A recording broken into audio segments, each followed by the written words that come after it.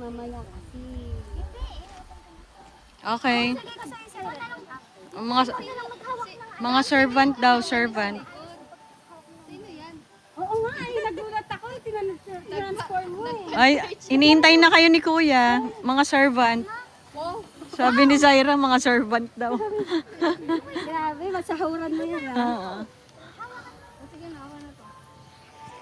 Sabi niya, mga servant daw niya kayo eh.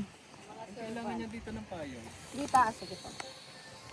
Saan po ba yan? Ate Lex, ikaw magpayong para naayos-ayos ko yung book niya. Ang init. Ay, sorry po. Water ulit, water ulit. Bago magsimula. Mamaya pa yan, after. Ganda here. Perlas ng silang. Ano sa'yo?